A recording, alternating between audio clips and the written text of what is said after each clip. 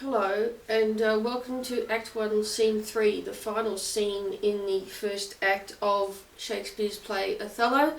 My name is Williams-Devries from Brisbane, Australia, with a postgraduate degree in Shakespeare Studies.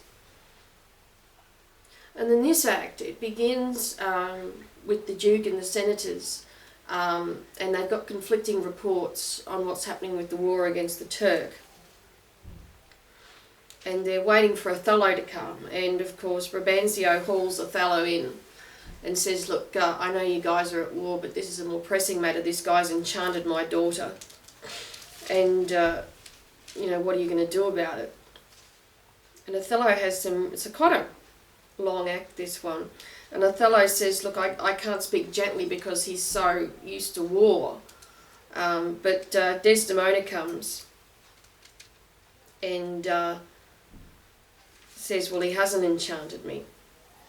And then at the end of the act, Othello has to go to war and entrusts Desdemona to Iago's care.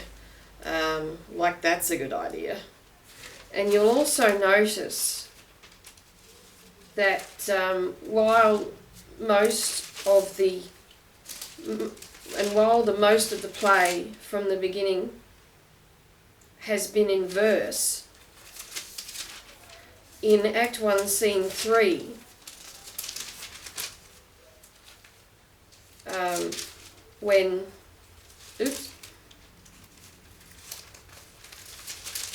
in Act 1, Scene 3, the conversation between Roderigo and Iago is in prose. And Iago has an interesting speech to Roderigo, and I see it as paralleling Hamlet's "Get thee to a nunnery" speech to Ophelia, in that he keeps saying, put money in thy purse, therefore put money in thy purse, put but money in thy purse, and a pox on drowning yourself. Drown thyself, drown cats and blind puppies. Put money in thy purse. I say, put money in thy purse. It's like as Hamlet kept saying, get thee to a nunnery, and I imagine that as he says it, it gets a little bit louder each time. So that's quite an interesting speech towards the end, which is in prose. And then towards the end, it goes back to verse again. So this is a good little act. It's a very good end. It's a very good scene. It's a very good end to the act. It leaves you hanging for the next act.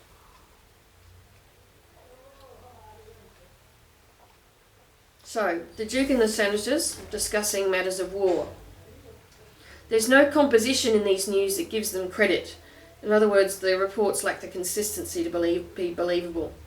Indeed, they are disproportioned or inconsistent. My letter says 107 galleys, and mine's 140, and mine's 200.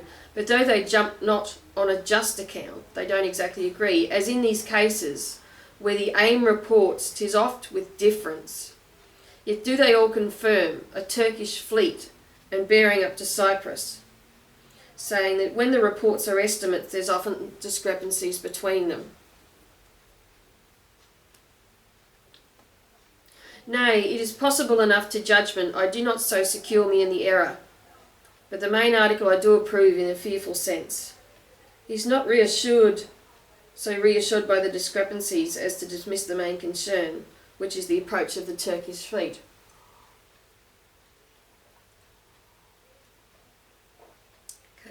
Sailor comes in. What ho, what ho, what ho? A messenger from the galleys. Now what's the business?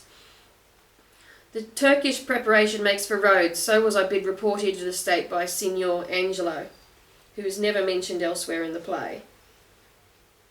Although Angelus Serenus was a Venetian sea captain who received the Venetian ambassador bearing from Constantinople.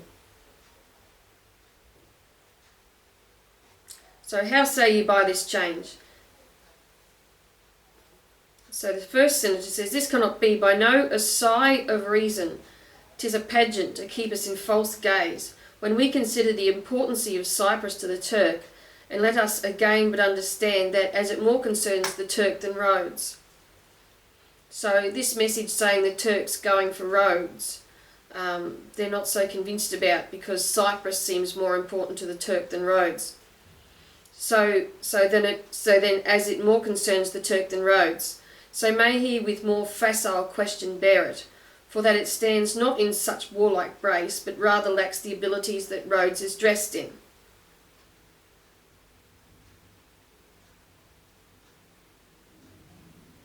If we make thought of this, we must not think the Turk is so unskilful to leave that latest, which concerns him first, neglecting an attempt of ease and gain to wake and wage a danger profitless. So he's more likely to go for the holding that's easy to get, rather than waste his time on the what's hard to get, which is a quite good life lesson, I suppose. You're always going to go for what's easier over what's harder. Nay, in all confidence, he's not for Rhodes. Here is more news. In comes a messenger. The Ottomites, or the Ottoman Turks, reverend and gracious, steering with due course towards the Isle of Rhodes, have there enjointed them with an after fleet. They've joined up another fleet. Aye, so I thought. How many is your guess? Of 30 sail, and now they do restem or retrace their backward course, bearing with frank appearance their purposes towards Cyprus.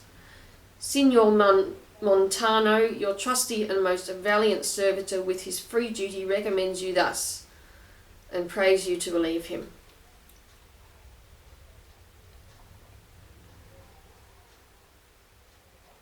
'Tis certain then for Cyprus, so the fleet's backtracked and now going towards Cyprus.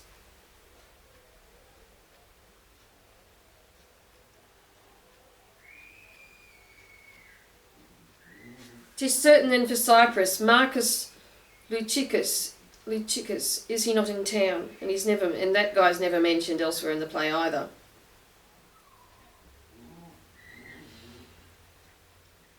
"He's now in Florence. Write from us to him post haste, dispatch. Now in come Brabantio, Othello, Roderigo, Iago, Cassio, and the officers. Here comes Brabantio and the valiant Moor. And the Duke says, Valiant Othello, we must straight employ you against the general enemy Ottoman. To Brabantio, I did not see you. Welcome, gentle signor. We lacked your counsel and your help tonight. Brabantio says, So did I yours. Good your grace, pardon me, neither my place, nor aught I heard of business hath raised me from my bed, nor doth the gentle care take hold on me, for my particular grief is of so floodgate and o'erbearing nature that it engluts and swallows other sorrows, and it is still itself. So the other sorrows are small compared to the torrential grief that mine can incorporate them without being affected. So he's saying that he wasn't roused from his bed for matters of state, but matters with his daughter. So the Duke says, Why, what's the matter? My daughter, oh my daughter. Senators say, Dead, and Brabantio says, Aye to me. She is abused, stolen from me, and corrupted by spells and medicines, mort of mountebanks. For nature so preposterously to err, being not deficient, blind, or lame of sense, sans witchcraft could not. So he's saying there's no way that his daughter would have been stolen from him but by magic. And actually James I of England was quite into magic. That's why Macbeth had the witches in them. Had the witches in it because James I was quite interested in witches and magic, and it was after the time of the witch hunts. So it's quite alright.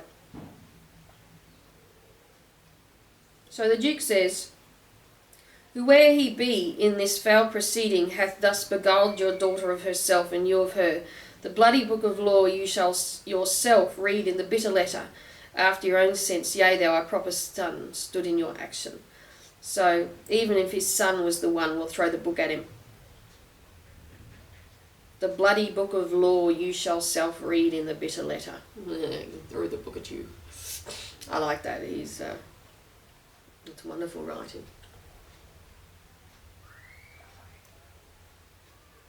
Humbly I thank your grace. Here is the man, this Moor, whom now it seems your special mandate for the state affairs hath hither brought. We are very sorry for it. So the Duke says to Othello, what in your own part can you say to this? Brabantio, nothing but this is so. And now we have Othello saying that he can't say gentle words, he's no wordsmith, he's no flatterer, much as Cassio would be, I suppose. Sort of rude words, rude am I in my speech.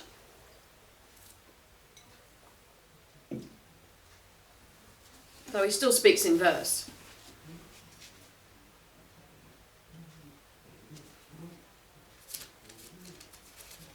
Most potent, grave and reverent signors, my very noble and approved good masters, that I have ta'en away this old man's daughter, it is most true, I have married her. The very head and front, or height and breadth of my offending, hath this extent no more. Rude am I in my speech, unpolished, and little blessed with the soft phrase of peace.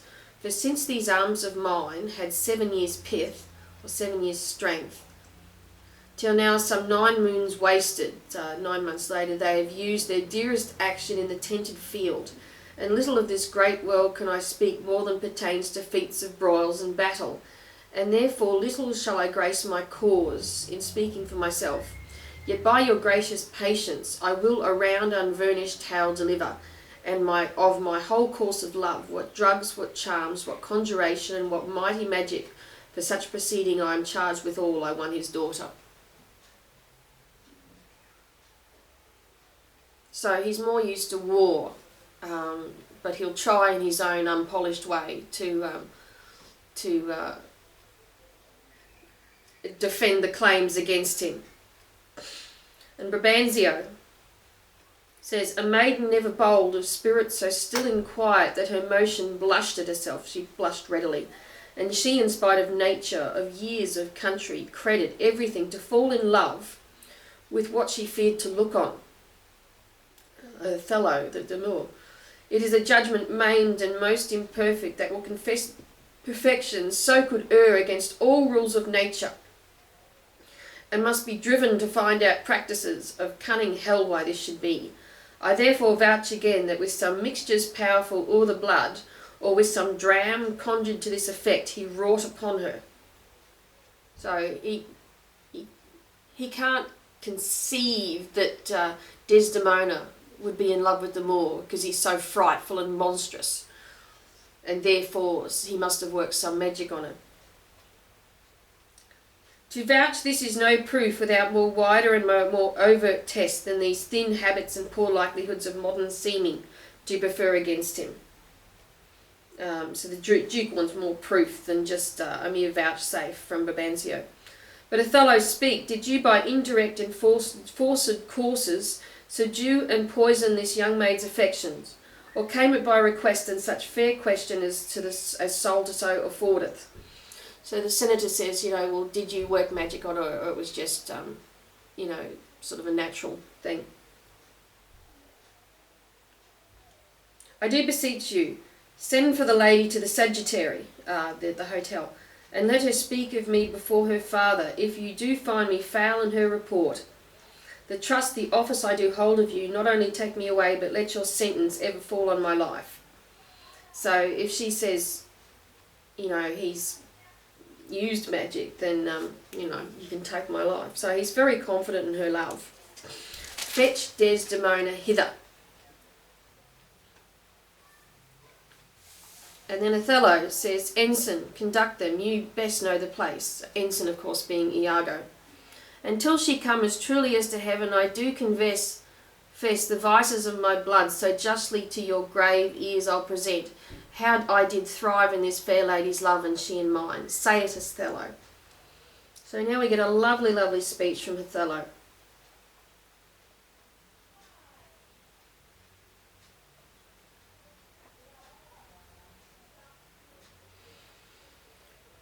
Her father loved me, oft invited me, still questioned me the story of my life, from year to year, the battles, sieges, fortunes that I have passed.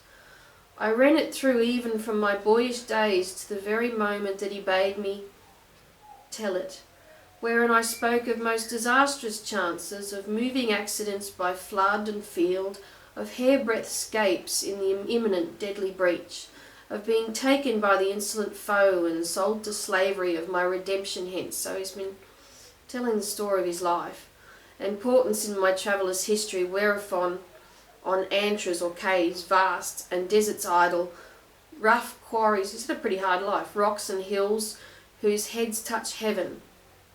It was my hint to speak.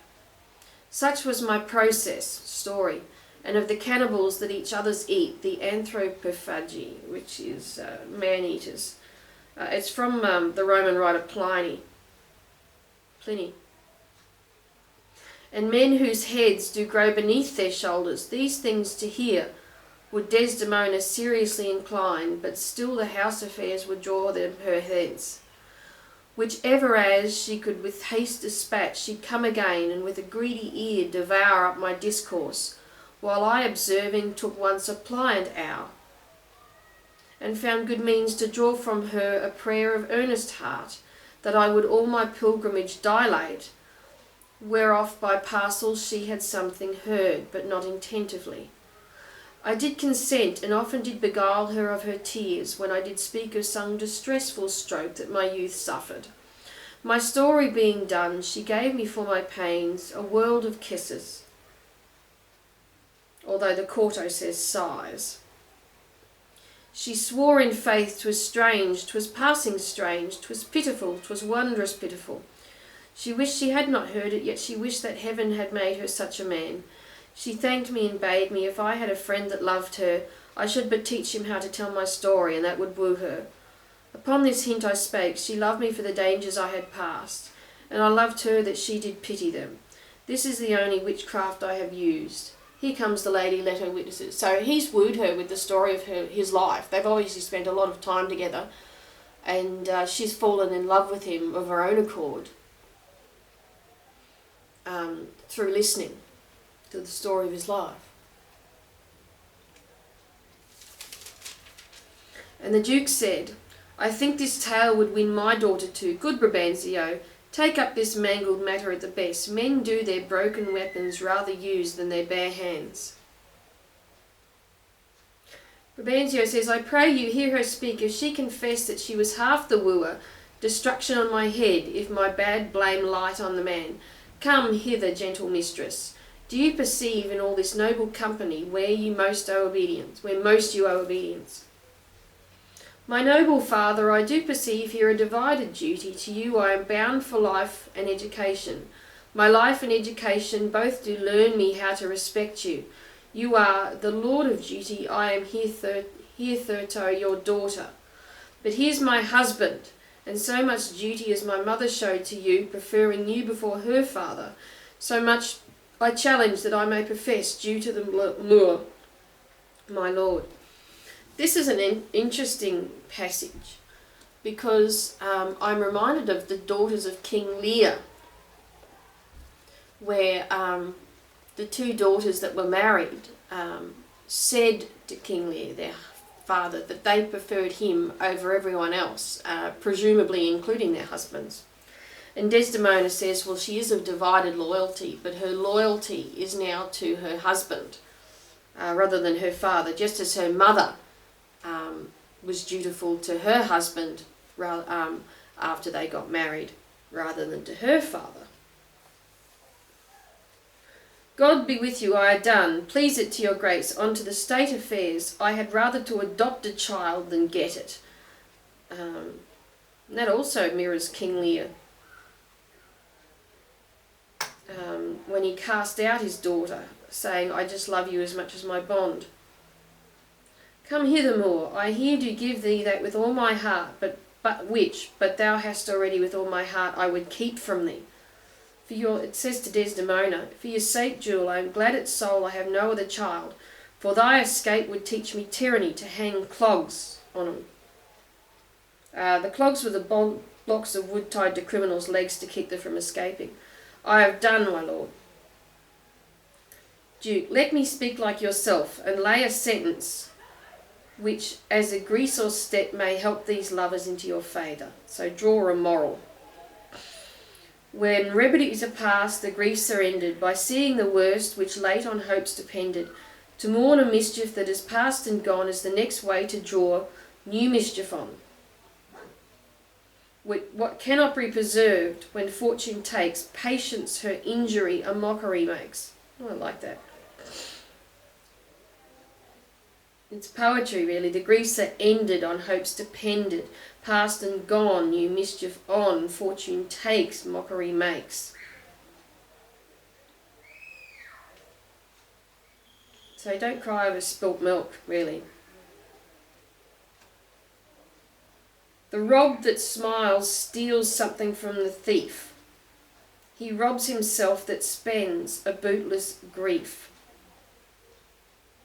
So the thief steals double if you mourn over it, whereas if you get over it and get on with your life, then you're not giving the thief quite so much power over you as you would have.